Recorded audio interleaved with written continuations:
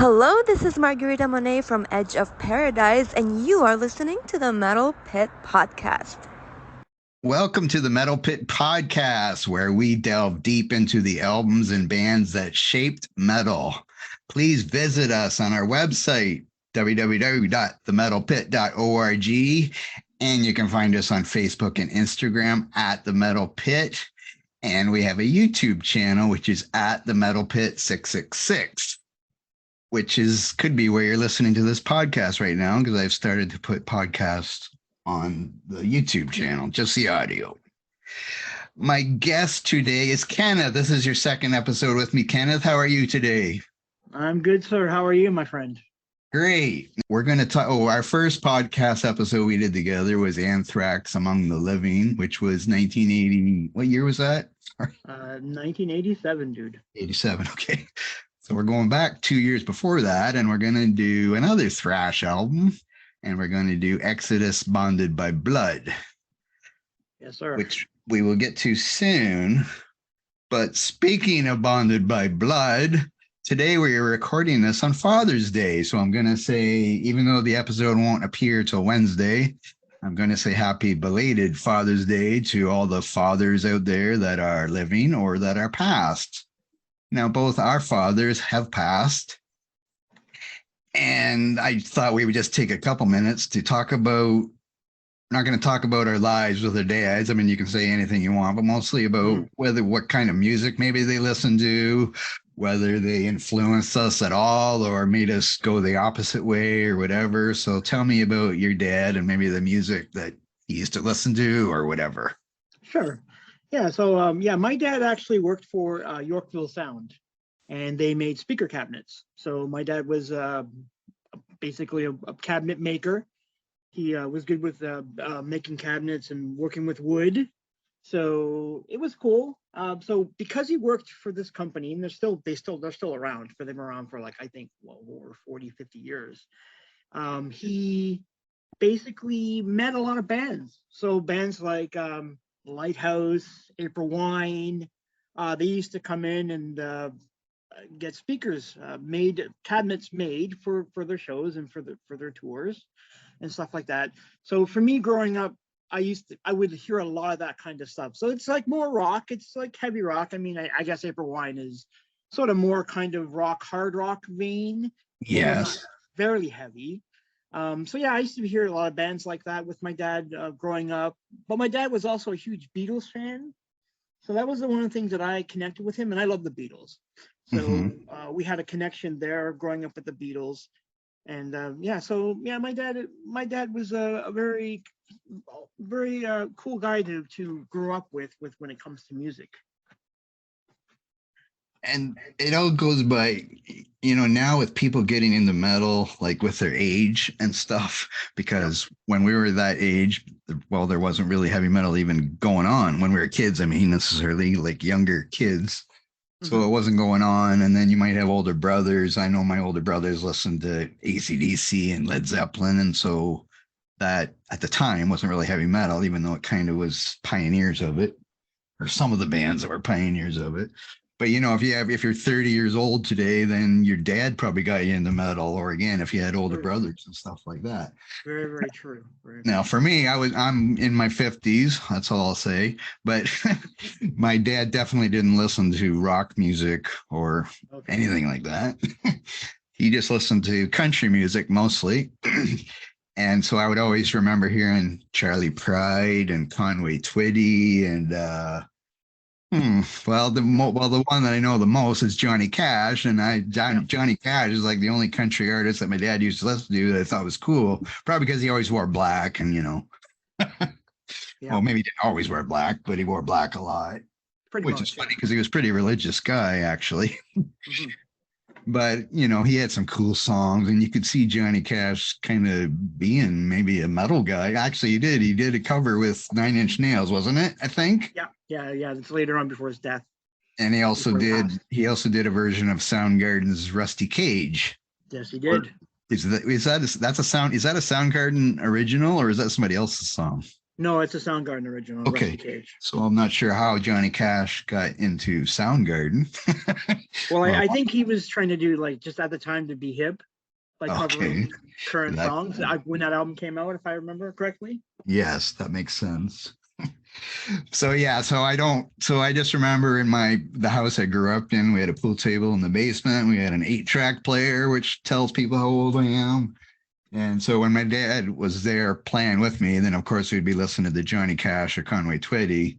But then when he would go let me play pool by myself, then I'd put in my April Wine 8-tracks that you were just mentioning, or AC/DC or Aerosmith or the old Gatto and stuff like that. Some of the Canadian bands that people probably aren't going to know unless you're in Canada.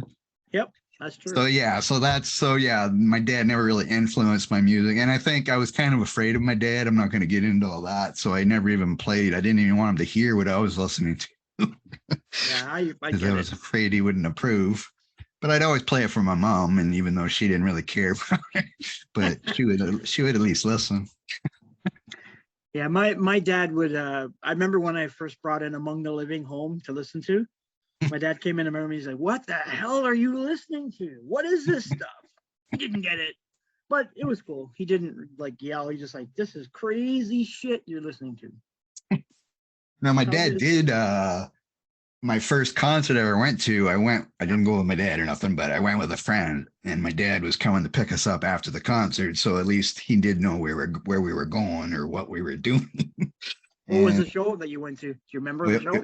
It was Twisted Sister Iron Maiden in Nice. 1984. Okay, cool. But see, I live in a small town between, let's say, well, I'm 2 hours from Toronto. Yeah.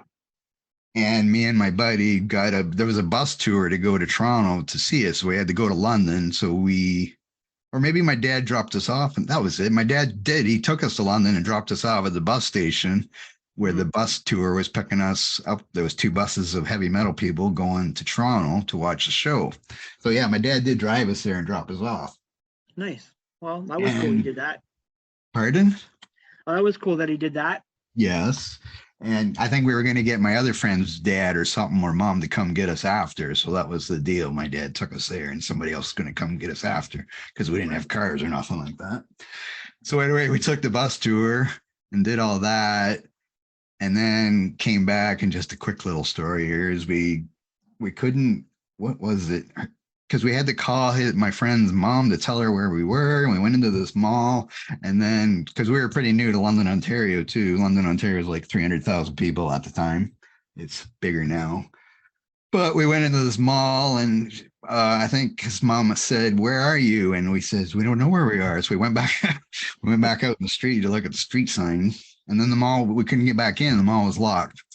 Oh, man. So we couldn't get, because we had to use, because there was no cell phones, of course, back then. We were using pay phones. We couldn't get back in. So we walked back to the bus station. And I don't remember what happened, but we didn't bother trying to call his mom anymore. We just saw a taxi and said, "Hey, will you drive us to St. Mary's?" which is where we live, which is like 40 minutes from London. And he said, "Sure." And it was like $20. Yeah, $20 back then. Yeah, it would be a 75 or $100 now, probably. Easily. Yeah, easily. Because he drove us back. My friend lived in St. Mary's, which is where I live now. But I lived out in the country, so another 10 minutes away from St. Mary's. Right. And so I asked the taxi, I says, "Will you drive me where I live? Is that where?" And he says, "Sure. And you don't have to give me any more money." I went, "Oh, okay." Oh, nice guy. So he drove me home, and then he asked me how to get back to London. I thought, I don't know. I don't drive. But I did know what the easiest way. I said, "Oh, just take this road, and then that'll take you to Dundas Street, which is the main street in London. Turn right, and that goes to London." I'm sure there was easier ways to get there, shorter ways, but that's the only way I knew as a youngster that didn't have a driver's license or anything. But anyway, that was just a little story. Cool. Okay, so we're going to talk about Exodus, Bonded by Blood. Now, this is the debut studio album from Exodus. The album was actually completed in the summer of 1984, but wasn't released till 85 because of issues with the label and other stuff. This is one of the earliest thrash albums. I guess Kill 'Em All from Metallica 83 is probably the first one, as far as I can tell. And then Don't Know Mercy also from Slayer came out that year also. And I'm sure there was some in 84, but I didn't go back to look at all my history. But I know this is one of the albums that is one of the most influential thrash albums, along with those two. Yeah. Now, this is the only studio album to feature Paul Bailoff on vocals. Hope I said that right. Yeah, Bailoff.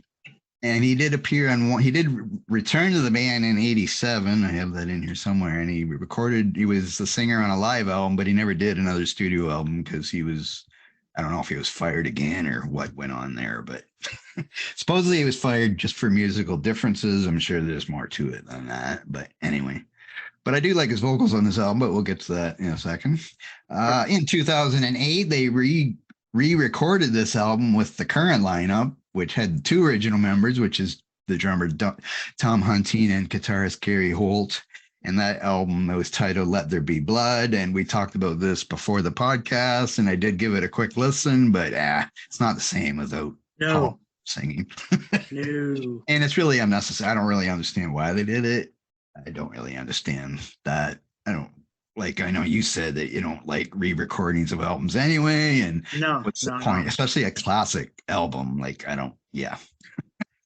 would agree. But anyway, I see one song that was planned for the album was called Impaler, but the original guitarist, Kirk Hammett, took the main riff with him to some little band he joined called Metallica, and it was used in their song Trapped Under Ice. Yeah. Now, the cover artwork has two babies attached together, at least the original cover artwork. I'm not sure about now because I know they had two different covers. One just had colors and the band name on it. And then the one with the two babies, one being an evil baby, one being a good baby. But unlike Nirvana, these babies did not sue the band. Yeah. But that was the reason why why it was held up for more than a year. It was the artwork that held it up. Okay, I did say that somewhere else too, but I wasn't sure. Yeah, it was the artwork that held it up. No, because they weren't sure they could do it, you mean? No, the label didn't like the image. Okay. The two conjoined twins. They took offense to it. So that's the only reason why it was held up for more than a year. Okay. I don't know what it'd be like if they tried to release that now. Yeah, I don't know. I mean, I don't know. We're more understanding of things. Yeah. But people are offended by more things too. So whatever. Well, the artwork was done by Richard Ferraro. He did the artwork. He's actually only did two metal albums. This one and for another band called Tension, which he did back in '89. So, I don't know much about the artist. I know that that's the two pieces that he did in terms of like music. Well, I like the cover, but I mean, it really goes with the lyrics and the music and stuff. So, oh, absolutely. And then in '89 when they reissued the album, they used the red black design with just the logo on the front. So which kind of sucks. Yeah. But oh well. And then going back to Paul Bailoff again, he joined Exodus because he became friends with Kirk Hammett as they met at some house party, I think it was, I read. But he has now passed away in 2002, over 20 years ago now, from a stroke. Yeah. And I guess he did appear on a few other albums or a few other groups' albums, but I didn't make note of that. And obviously it wasn't anything that I listened to when they did come out. Yeah, he didn't really join another band after Exodus. He was in the scene. He was well known in the scene, but he never actually joined another band officially. Okay. From what I know. Okay. And he was replaced for the next album by Steve Zetro Zuza, who previously sang with Testament before they released anything, I believe. But he did do Legacy when they were Legacy. Yeah, yes, when they're called the Legacy. And and they have released 12 studio albums, but one was the one that re-recorded. So really, I would say 11 studio albums, and their last one was just out last year. That's right. So when did you first hear Exodus, or maybe this album? This is their first album, but did you hear this first, or did you hear one of their other ones first? I've heard this one first, and it was not long after I started getting into Metallica that because it was kind of a gateway, because all those bands were kind of connected in some ways because of ex-players, people, especially that scene in California, and that's out of California. So I think for me, going back, I'm trying to remember correctly, it probably would have been 85, 86 when I first heard about Exodus. So yeah, it was the first album, Bonded by Blood, that I would have heard most likely, if I remember. It's been a while, but yeah, I think Yes. 85 or 86 for me. And I know that this is the first Exodus album I heard, but I can't remember why I listened to it. Like, because it could have been where they said, "Oh, Kirk Hammett from Metallica used to be in Exodus," so maybe that was like, "Bam, I got to get it." Or maybe I saw the cover and thought, "Bam, I got to get it." So I can't recall that because they probably didn't have any videos going yet at that time that I can recall. So, but I know this is the first Exodus album I heard. And I did like, I liked even when Zusa joined the band, I still like the next album, Pleasures of the Flesh, I believe. Oh, that's a great album. Yeah. And the one after that also, I also liked. Fabulous Disaster? Yes, I like those three a lot. And I know over time they had they had that other singer, I'm sorry, I forget his name. Rob Dukes? Yes. Rob Dukes. I was never really into them much at that time. Well, just as a sidebar, Shovelhead a Kill Machine, which is the first album that Rob Dukes did, is actually pretty good. Like, it's really kick-ass. Yes. So that was the first one he did? Okay. Yeah, 2005. Now, he was the roadie. That's where Rob came. Rob was actually their roadie at the time. He was their guitar tech. So, Rob's okay. He's a bit of a one-note vocalist for my taste. I don't know. He's not Paul Bailoff, let's put it that way. Yes. I think I did like that album actually, now that I think about it. But it's been a while since I've listened to it, probably, though. Yeah, but I remember seeing a live Exodus thing on TV somewhere, and I didn't really like his performances. Every song he's asking for the pit to get going, and I'm thinking, can't you just sing the songs? They're gonna do that anyway. Yeah. But anyway. But yes, their last album was 2021 called Persona Non Grata. Yep. But I didn't really listen to that too much. Did you listen to that one much? Yep. Yeah, I bought it, and when it came out, it's all right. It has its moments. I was hoping for more because when Holt, wasn't in the band for a while, working with Slayer. Yes. You figured he'd come back with a lot of renewed interest in Exodus, but it's all right. It's some of their later stuff meanders a bit for my tastes. It's not. I don't mind it, but the last 2 or 3 albums that they put out have been okay. Yes, and it's hard. Like, obviously, I've said this before. You get used to hearing, especially if you've been listening to them since the start, and you hear Bonded by Blood, Pleasures of the Flesh, Fabulous Disaster, whatever, Impact is Imminent. Even that's a great album. Even the other ones, it may not be as good but there's still some great songs on them. And then it's like, you're 30 years, almost 40 years later with an album from last year, 35 years. And it's like, what are they going to do that's going to make me think this is better than whatever Bonded by Blood or Pleasures of the Flesh? And of course, they're a lot older now than they were back then. Absolutely. I will say that Lee Altus is a really good guitar player. So when he joined the band after leaving Heathen, he's excellent, but it's just I don't know. For me, it's just it's okay, but there's just something that's missing or lacking. I'm not quite sure what it is. Yes. It would be interesting if there was a way to know what would Exodus have sounded like if Kirk Hammett stayed in Exodus. Oh, that'd be interesting. You're right. What would that be like? And I don't know, and how would Metallica? Then Dave Mustaine would have to stay in Metallica, though. Well, the reason why Hammett left Exodus is all because of Cliff Burton, because he knew about Cliff Burton when he was gigging with Exodus in the beginning. He used to see Burton playing with his band Trauma. Mm-hmm. So from my understanding, he was always found the guy curious. And the thing is, when the two actually met, what Kirk found out is that Cliff was a huge horror fan like himself. So that's where they had a bond there. And then not long after that, he joined Metallica. He basically bolted from Metallica. Yes. Now it would be, and like, since this album was really like Kill 'Em All came out in 83, Show No Mercy 83, and this was recorded in 84, but didn't come out till 85. I was also thinking this today, but what would happen if this came out before Kill 'Em All? Well, that's the Like, big debate, right? yeah, Like a lot of people say that this album, they would have been included in the big four, most likely if it came out before, but unfortunately it didn't. yes.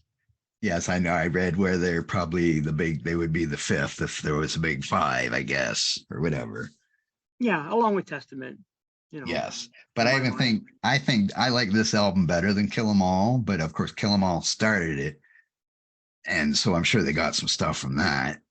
And but yes, if I had to rate this, I would put this one above Kill 'Em All, but I wouldn't put it above like Ride the Lightning and Master of Puppets. That came after. No, technically no, but I think lyrically it's a lot stronger than than Kill 'Em All, if you want my honest Yeah. opinion.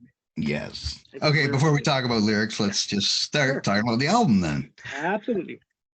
So it starts with Bonded by Blood, which has a little airplane sound at the start. I'm not really sure what that is about. But when after that, it just explodes into thrash madness. And really, it barely stops except for 1 42nd part, which we'll talk about later. And I think they use the lyrics, one of the say murder in the front row is one of the lines. And there was a documentary made using that title, And a book. Murder in the Front Row. And a book. A book And a came out book. as well. Yes. Yeah, I have the book. And it's a great documentary. It's been a while Yep. since I watched it, but it's everything that I was listening to that's At the on it, time. pretty Yep. much. Like, and they're talking about tape trading and talking about Kerrang magazine and pen pals in the magazines, and that's what I did too. And like, so it's just so me, that documentary. So if you haven't seen that documentary, make sure you watch it. No, Especially I've seen the Thrash. documentary. It's great. Yeah, it's a great documentary. Yes, but if you don't like thrash, you probably shouldn't watch it. No. For all those thrash maniacs out there. Yeah, that's really what it is. Absolutely. And this according, okay, I was going to mention, I mentioned this in the last few podcasts, but I've been checking out stat.fm, which gives you, or setlist.fm, sorry, which gives you people's submit their set lists that they hear in concert. So any of the numbers I mentioned about that are only as good as the people that sent them in and at the website that organized them. But according to that, this album is the song, first of all, Bonded by Blood is the song they've played the most live. Yep. And this album has been played twice as much as any other album they have. Now, of course, it was their debut album, so they have a whole tour where they're only playing these songs. Of course. Still, it's been played twice as much as any other album. So what do you think of the song Bonded by Blood? It's a pretty strong song. It's got a lot of killer riffs right off the bat in it for my taste. It's obviously the song that, for me, it's like an anthem almost, because it's like, oh, we're here, we're Exodus, and we're gonna kick your ass on that stage. And I heard that Baloff on a lot of those early performances, he was insane. He was an insane vocalist. Like on the stage, he'd be like swinging around his fists. Yeah, I heard he was like a total maniac from the get go. So first song, strongest, one of the strongest on the album. Yes, and it's a great way to start, of course, and it really tells you what's to come. Really, now this song, Bond, it's kind of, their songs are either about violence or metal. It seems on this album. Actually, satanic. There's a large element of the Satanism and sacrificing to virgins, and but we'll get to that because there's a couple that I'll mention. Yes, and then we go into the title track, or not the title track, sorry, the song named after the band, Exodus. Yeah. And what do you think of Exodus, the song?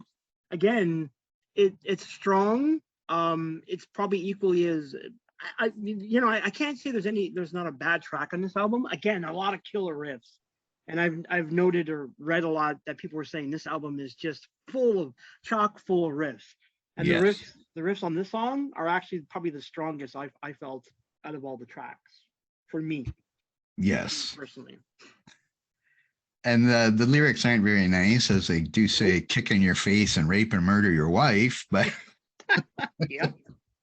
but you know, kids, they'll say things because they were probably kids when they made this, or almost are just becoming adults, I guess. I didn't look up their ages, but anything else to add on that song? No, it's a dark song. I just think it's a dark song. They had a really kind of a pissed off, dark attitude with the majority of the lyrics on this album. So yeah, you could see it right off the bat in the first two songs. Yes.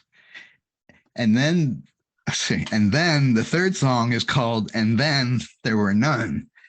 And this one's I would say it's a little slower than the first two, but when I say slower, I'm talking Exodus slower, not there's no ballads or anything like this. We're not getting that slow, but it's just a little slower pace. They're not playing as fast as they can. They're playing at 80% instead of 100%, I guess.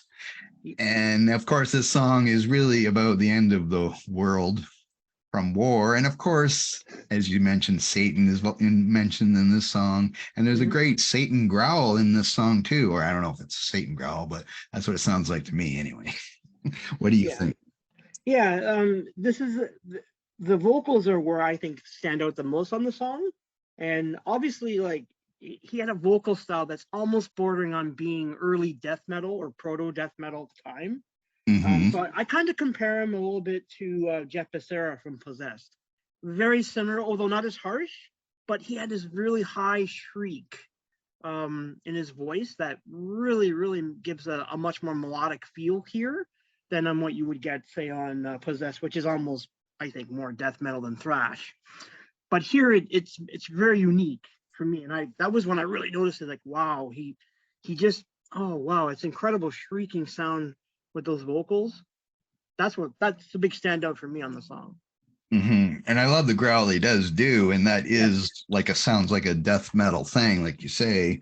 But of course, death metal probably wasn't invented then. Yes. So you wonder if he would have been a death metal singer if he knew that was coming. Oh, it's possible. I think his vocal style suited more to that style of sound. To me, personally, I think he would have easily been, like, for example, if he would have been singing in Possessed, I think it would have worked.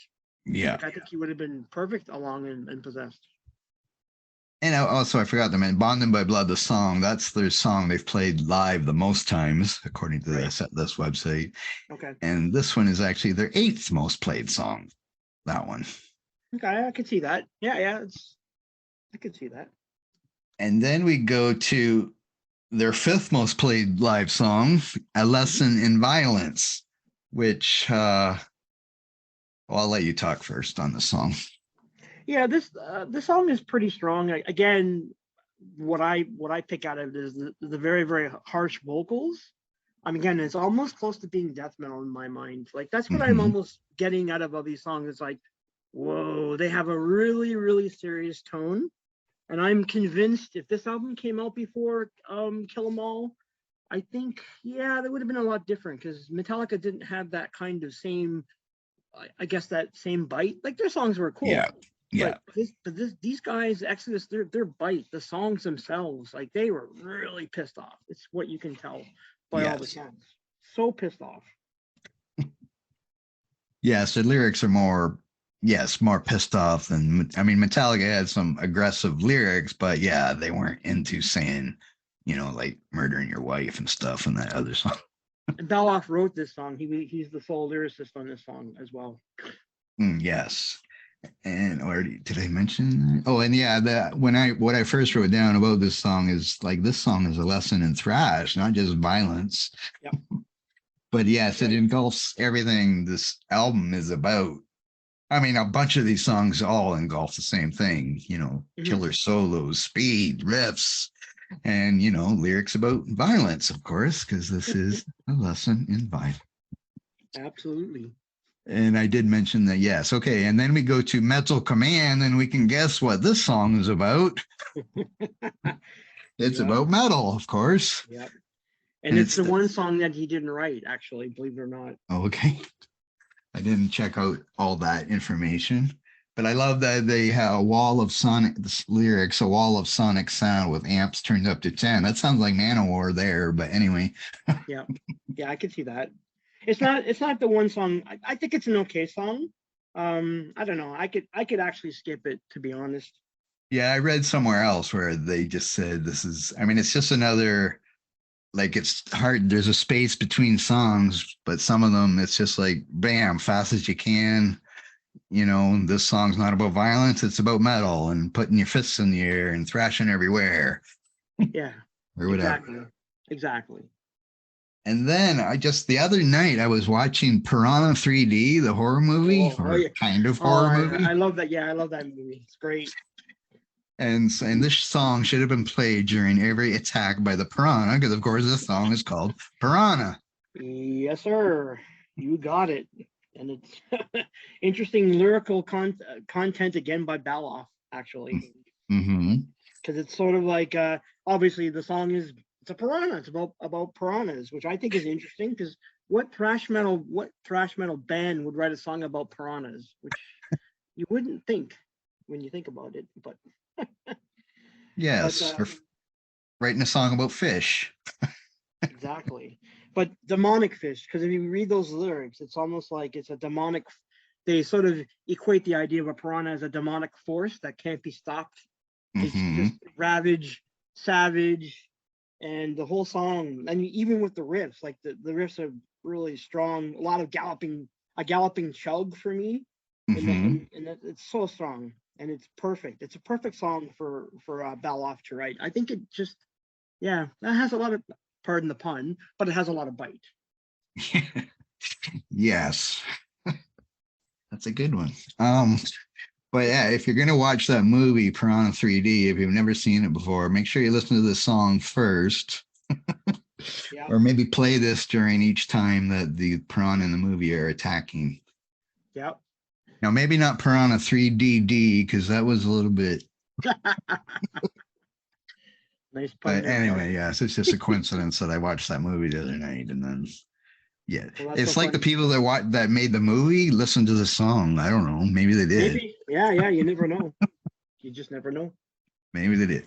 Okay, then we get to the song called No Love. And this is why there's a song with the word love in it. Yeah. And then it starts off with a almost 40-second acoustic guitar intro. And you're thinking, what the hell? They're already selling out or what? Yep. And I can even say the word pretty. It's a pretty acoustic guitar opening. And it Fluffy. could fit like it could be on a Led Zeppelin album. Yep. But of course, after the 40 seconds, you just get back to Exodus, and there you are again. Yep. Dark song, all about sacrificing to Satan. It's pretty much the song. It's pretty nasty. And again, Baloff wrote this song, so you could see where his mindset was at the time when he was writing songs for Exodus. Like he has a real deep sense of darkness about him. Well, maybe that's why he's kicked out of the band. Maybe. Maybe he was too. I don't know. I don't know anything about that. But Well, from what I heard, it's drug use, and he was always drunk on stage. That was another reason why they let him go. yeah, For that reason. but yeah, it's another not as fast as some of the other songs kind of song. Mm-hmm. But it's it's another 80% speed of Exodus or whatever. But yes, it is. It was kind of a shocking little acoustic guitar opening, and it sounds so nice. It's like, geez, they could make a ballad if they would play, maybe not with the singer, but with the guitar part there. It was pretty cool. I think they did it on purpose, dude. A fluffy opening, and then you get hit with the wall of violence. Yes, and it says love in the title, but of course it says no love. So yeah, no love there. Nope. Then we go to yes, love for Satan, but I guess they didn't want to be merciful fate and say something like that. No. Even though they probably would if Merciful Fate. I guess Merciful Fate was around then, weren't they? They did have an album. Yeah, they would have been around at that time. Yeah. Maybe they didn't want to steal. Then we go to Deliver Us to Evil, which is a 7-minute thrash song. And you would kind of think, okay, a 7-minute thrash song, there must be an acoustic opening to this one, or there must be a part in the middle where they slow down like they do in Master of Puppets or something. But no, it's just 7 minutes of Exodus thrash. Yep. Very nihilistic again with those lyrics. And for me, what I liked about this is that this is Baloff saying, "A reign of terror will begin. Deliver us to evil. We promise death. World's end." I mean, you can't get anything better than that. That's what a song. What a song. 8 minutes. Almost an 8-minute song. Yes. And they have played this one 208 times live, which is more than like they've done No Love 121 times. And Right. Piranha was a pretty high one. It was the sixth most live song they've played. Metal Command was 250. So, but it's probably 7 minutes. That's probably why they don't play it as much as maybe some of the other ones. Possibly. Oh, interesting. I don't know. Okay. And then we finish with Strike of the original release anyway, because that's what we're talking about. They finish with Strike of the Beast. Yeah. What do you think of this one? This is the strongest song on the album for me. And I'll tell you why. It's basically, well, obviously the song's about it's kind of a horror, like an ode to horror films. Yes. So like basically the song evokes the idea of terror and suspense, which you get as a trope in most horror movies. Because basically the whole point of the song is that he's being chased by a winged demon or a demonic creature that's chasing and hunting him down. Now, I wanted to make this point. Now, I know it's just a wild statement on my part, but I almost kind of felt in my mind that this song is very much inspired by Richard Ramirez, the Night Stalker serial killer in LA, because he was killing people between 84 and 85. And the thing about Ramirez is that when he was out dispatching people, he thought of himself as turning into a demonic beast with wings. So I wasn't able to find any further research if that's where they got the song from, but I often wonder if that's where they took it from. But that's pretty much my favorite song on this whole album for me personally. I just think it's a great song from opening to end. And it is a great closer, of course, too. Yes. And yes, you can definitely feel that it's like a horror, like it is about violence. Now, it not going by what you said, where maybe it was related to a serial killer, but they do try to mention beast and stuff. So yeah, it is kind of like a horror movie. It's about violence, but it's more of not a, your neighbor killing people. It's whatever. Yeah, being killed by this winged demon or some kind of demonic force that can't be stopped. Yes. That's what the song's about. And this song is the second one they've played the most live, actually. I'm not surprised. Only like 20 behind Bonded by Blood. Yeah, I'm not surprised. I think it's the strongest song on the album for me, for my taste. I think my favorite would be Piranha. And probably, Bonded by Blood and Strike of the Beast would be right there for second and third or whatever. Yes. Yeah, they're all Now, what would you? Okay, so now, like I said, that was the original release. I'm sure they have re-releases, like on your streaming services. They have live songs and stuff, but we're not going to talk about that. So, what would you give this album at a 10? I gave it an 8 out of 10. I liked it. It's not perfect. It's a fun album to listen to, although you could get bored of it after a while because it's pretty much unrelenting from beginning to end. Yes. But I give it an 8 out of 10. It's a strong first start for the band. I think the lyrics are what I'm really attracted to, but I don't know if they could actually continue on making albums with Paul Baloff after that, because this kind of style I don't know. I'm not too sure if it would have worked for them long term, but it's hard to say. But I'm giving it an 8 out of 10. And how would you compare it to like the next couple albums, like Pleasures of the Flesh, Fabulous Disaster? Would you like it more than those or less than those, or is there something? I think lyrically they got better. They got better as a band. For me, Fabulous Disaster is one of my favorite albums that they put out. The next three albums I think were stronger, with a stronger lyrical content, and they moved away from the kind of the sacrificing virgins and Ode to Satan and all that stuff. They moved away from it, so they were kind of more in the Slayer vibe in the beginning. But I Yes. think once Baloff left the band, I think their sound was a bit more refined, and they obviously went in a more I don't know, so interesting direction, but less about I guess less about those dark lyrics for me. Yes. And on Fabulous Disaster, they had a song about a dance, That's right. the Toxic Waltz. Which is a great song, which was played on I think it was MTV at the time. It's a huge song. Yes, I don't know. Maybe that was their first video, possibly. I'm not sure. I don't remember if they had a video on or on the second Pleasures of the Flesh. I'm not really sure. I can't recall. Anyway, I don't think. Not that I can remember. So that might have been their first video too. And Yeah, I do it might remember be. seeing that, and they just had a bunch of friends and stuff jumping around in the Great mosh song. pit and stuff. And then you can't forget Lowrider, which is also like the Lou Reed song, which Yes. they covered. It's like, oh, that's unusual because you wouldn't have heard that on the first album.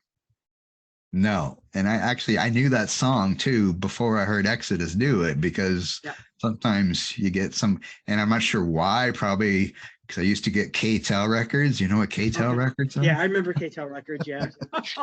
So I used to get them at Christmas, and it's like, I think that's where Lowrider was on it, because I don't think I ever listened to any other song by War.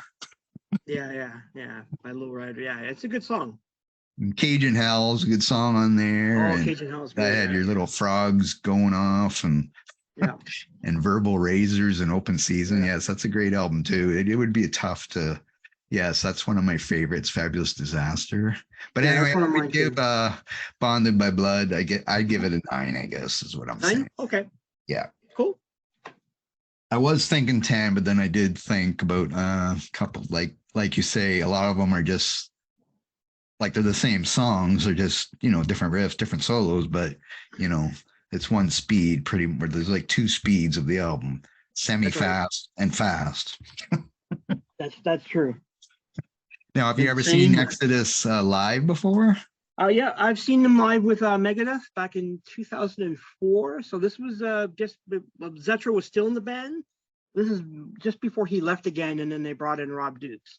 So it was a pretty solid show. They were extremely loud, and that wall of sound just blew you away. I was at the front of the stage, like, oh my God, I couldn't hear for days. It was just relentless live. Now, trying to remember, I don't think I've ever seen them live. I can't recall if I have. I think I was supposed to, maybe like back 5 or something years ago. I think they were supposed to play with Testament, but I think for some reason they didn't play. I can't recall anyway ever seeing them live, I don't think, which is weird. I've only seen them one time. Yeah.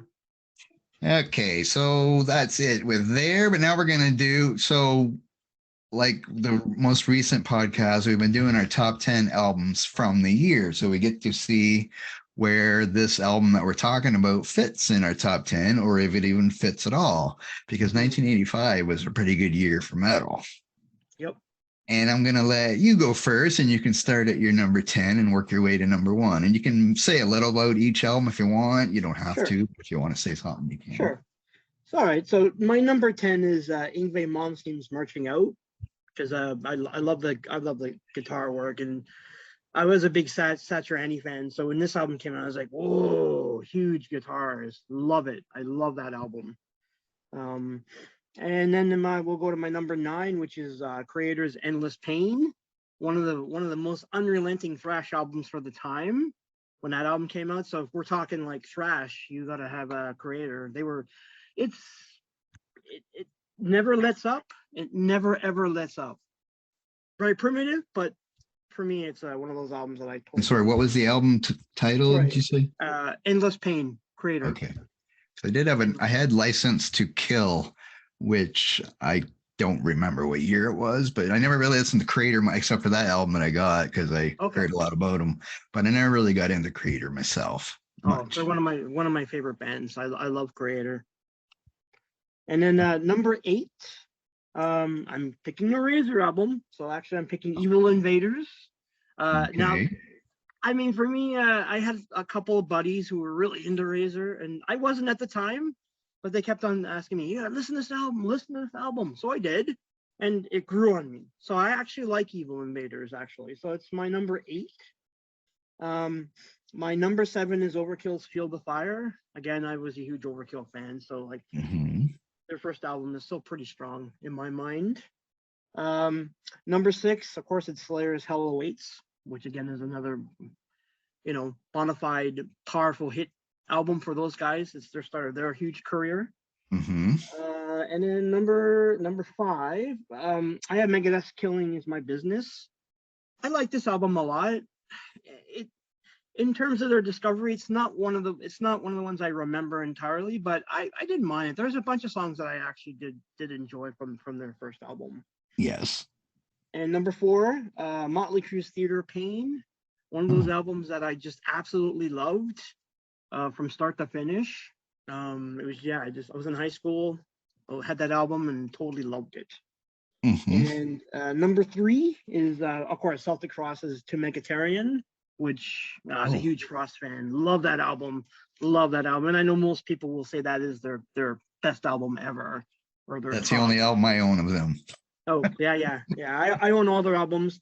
It's one of my favorites. It's one of my absolute favorite albums. And number 2 for me is Wasp, Last Command. I love this album to death as well. I bought it when it came out. I remember going to A&A Records, picked it up, blew me away. I love that song. I love that album to death. I'm Blind in Texas. Oh, what a great song. What a great song. Every song in that album is fantastic from my Yes. mind. Love it.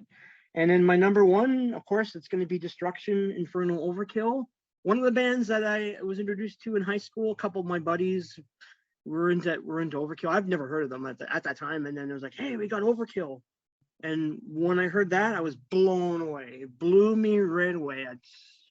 Sheer aggression from start to finish. And if you want an album that's unrelenting, it's probably as unreal, even more so than the Exodus album, Bonded by Blood. But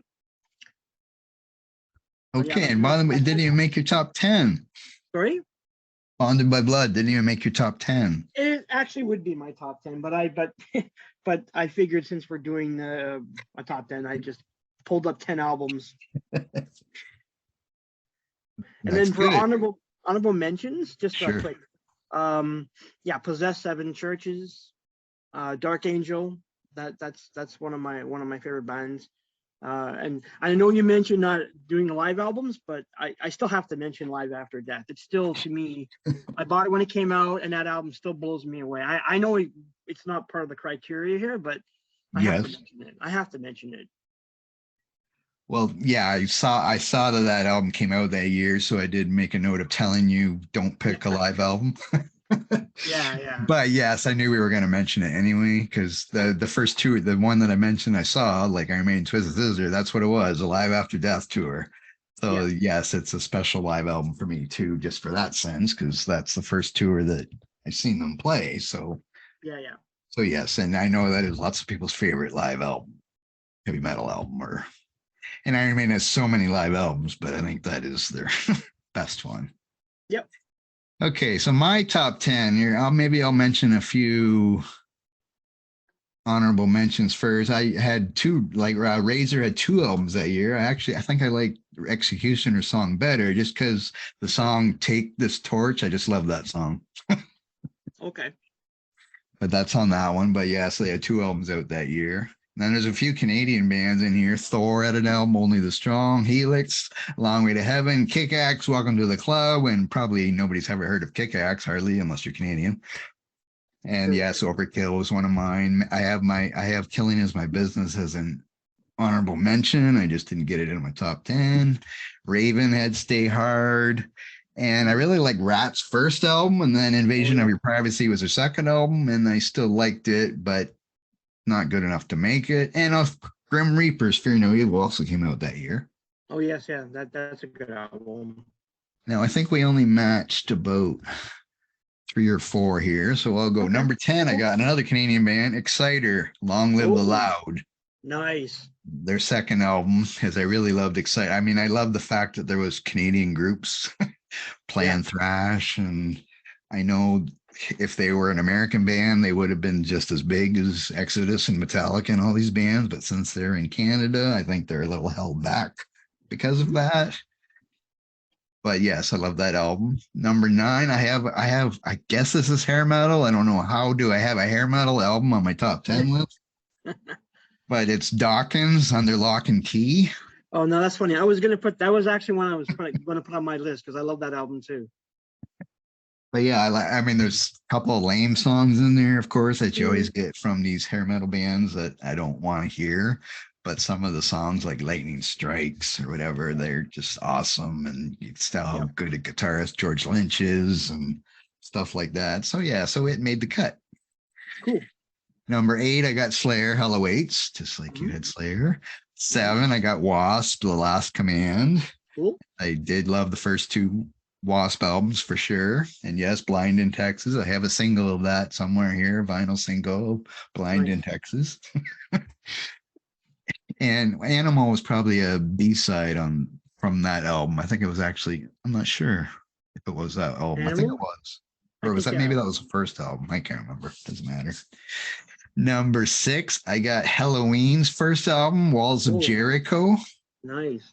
Because I love Halloween. And even though now they had an EP out before this one, but in the same year, and the 4 songs that were on the EP are on Walls of Jericho.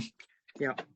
But it's more raw power metal than they turned out to be. Like Keeper 7 Keys, they were a lot more melodic power metal, but this was more raw, and probably if people listen to it, they might not even think it's Halloween in a way. Number 5, I got Trouble, The Skull, which is their second album. Great album. And Trouble, of course, back then they were Doom and kind of sounded like Black Sabbath, except they talked about heaven and God instead of hell and the devil. Yeah, reverse. But I don't care about what they're saying as long as the music's good, and I love Trouble. I still love every Trouble album I think they had. I think I love it. Excuse me. Number 4, I got Yngwie Malmsteen also. Now I wrote down, why did I write down Rising Force? I don't know why I wrote that down, but it's called Marching Out. Yeah, Marching Out, yeah. Great album. But yeah, I'll See the Light Tonight and Disciples of Hell, and like, because that's the second album, because the debut album only had 2 songs with lyrics on it, which is fine. I like instrumental music too, but it was, it was this classical upbringing and the guitar playing more on that one. So this was a big one, and yeah, I really loved it. Now, number 3 is something that maybe you've never even heard this before, because this is a hard to find group. The group was called USA Warrior. Oh, I know them. I know them. Okay. I do know them, actually. And the album is called Fighting for the Earth. Yeah, and I have that album. Oh, okay. Now, I tried because it's not on Spotify. They don't have this album on Spotify. They only have the song Fighting for the Earth on some compilation album. So I don't understand that. But I asked somebody that uses iTunes, and he said, oh, it's on there. And he said they have 4 albums. I only knew them having 1 because I never heard from them again. I think they changed their name just to Warrior. Yeah, they eventually became Warrior. That's right. But I see they had 4 albums, but I never heard anything else. But I love this album. I played it all the time. Cool. And I'm not even sure, because I did look through all my stuff that I have. I don't have it on vinyl, and I have it on a burned CD. I don't know how I have it on a burned CD. Oh, that's I weird. can't remember, but it's on a burned CD. I don't even have the thing. So I'm sorry, USA Warrior. I guess I didn't buy your album, but I really like it. I found it used actually like years ago, but yeah, I got a used CD for that. But it's great. That's a good album. But yeah, I love that album. Cool. But I know there's going to be a lot of people who never heard of them before. True. And number 2, I'm surprised they didn't make your list, but I got Anthrax, Spreading the Disease. Yeah, it's funny. I was going to put that on my list. I like the album, but I totally missed that. I should have had it on my list, but well, that's okay. It's a little less. It wasn't so much thrash, that one. It was heavy though, but it wasn't as thrashy as they got with Among the Living. True. But then my list could change. Like, I'm sure your list could change too from day to day. You could yes, someone sure. with another list tomorrow that would be totally different. Now, my number one is, well, I have to have Exodus, or that would mean both of us didn't even have the album that we're talking about. So, yes, I do have Exodus, Bonded by Blood as my number one. But Nice. yes, it's pretty close. Like I told you before we did this, that I had 28 albums. I had to narrow down to 10. And I knocked a few off, but then it was like, okay, I'm putting Exciter and Dawkins at the bottom, and it's like, where am I going to put Slayer and Wasp and Halloween and Trouble? So yes, those top 8 or whatever could probably change day by day to what order they're really in. Yeah, that's what I would say. I'm the same. I could change it every day. Yes. So there we go. I think we're done, and we're close to an hour, I think. Anything else you wanted to add about Exodus or 1985, maybe?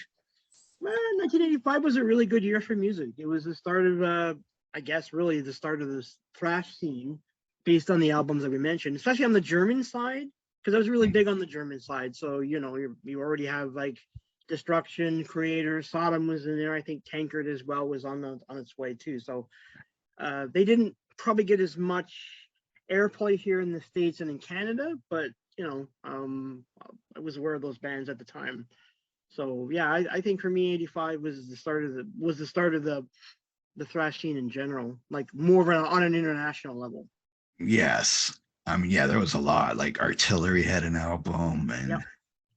and Hyrax, which I never listened to, but I know I seen them in that documentary you talked about earlier. I think they were in that a lot. Accept had a good album that year. Metal Heart. Yeah. And I think Saxon had an album that year. They did, yep. And Sabotage had their debut album, I think, Power of the Night. Sod was also came out that year. Yes, and Sodom was just an EP by Sodom, but no Sod. oh yes, but yeah, I'm just saying also Sodom. Right. And that SOD, the thing that Scott Ian was in, I can't remember who else was in it, but Billy Milano was also in that. Speak English or Die. That was out that year too. Oh, Striper, we missed Striper. We don't have Striper in our top 10 list. I know. And I remember Saint. That's the other one I sort of wanted to put on my list. I did have that Striper album, but now I would never listen. Okay. Yeah. What about Lizzie Borden? Were you Soldiers. I never listened to Lizzie Borden much. I always knew the name because of the horror movie kind of thing there, but I never really listened to them too much. I did. I liked their stuff quite a bit. And this is the year that David Lee Roth left Van Halen too. Yep. Absolutely. And he had his first EP, Crazy from the Heat, but I don't really think I like David Lee Roth by himself. Yeah. When, of course, Steve Vai was his guitarist. Because he helps any band be better back then anyway. This is also the year that Twisted Sisters Dee Snider testified at the Parents Music Resource Center thing at the Senate. That was a big time. Yes. And he stood up for us metal people. Not that we absolutely. And he proved that he wasn't just an airhead, he actually had something to say. Blew them away. Yes, and his ripped jeans and long hair. Yep. But anyway, okay, so I guess that's it. I'll remind everybody about our website, www.themetalpit.org. Please follow our podcasts. And if you're on YouTube, subscribe and click whatever like to the videos and everything. We don't have a lot of videos there, but we plan on getting more interviews and more stuff there. So thanks, Kenneth, for joining me tonight. No problem, sir. Thanks for having me. I appreciate it. It's always fun to talk about thrash metal. Yes. And so if you don't know who Exodus is, but you probably do, but go buy Bonded by Blood. Thanks, everybody. See you next week.